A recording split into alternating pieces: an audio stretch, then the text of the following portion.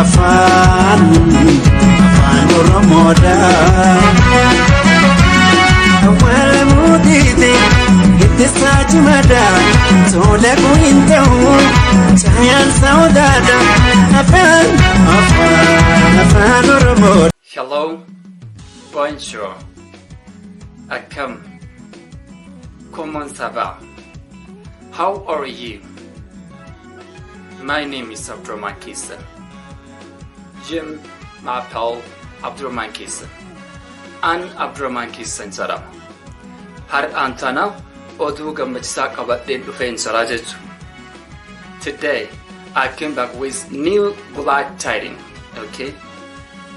Oduu haaraa qabadheen dhufee jira. Innillee afaan dabalataa, afaan Oromoo, afaan Ingiliziif, afaan French jara sadanuu yeroo tokkotti barachuudhaaf yookaan immoo wanta beekuu barsiisuudhaaf dhufeen jira jechuudha. Kanaafuu especially French language for beginner afaan Faransaay warroota jalqabarra jiraniif baay'ee kan barbaachisu. Alfaabeet irraa kaanee hanga yeroo nu gahe toora onlaayinii keessan School of Language jedhu irratti gadhiisna jechuudha. Namni barachuu fedhii qabu yeroo ammaa teknooloojiin baay'ee tolee jira. Kilaasii deemuu yookaan barsiisaa qacarachuu sin barbaachisu manuma kee teessee daataa kee fayyadamtee yookaan immoo waayifaa kee fayyadamtee waan barbaadde salphaatti barachuu dandeessa jechuudha. Yeroo teknooloojiin advance itti ta'e kanatti nutis advance ta'uu qabna jechuudha.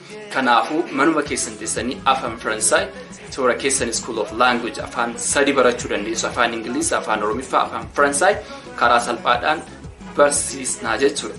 Hanga beeknu wal barsiisuun gaariidha. Kanaafuu kallattumaan afaan Faransaay toora yookaan YouTube channel keessan School of Language jedhu irratti afaan Oromiffaatiin ni argattu.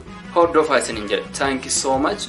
Don't forget to subscribe, okay, for more and also to appreciate us, okay. Bye bye. Au revoir, okay.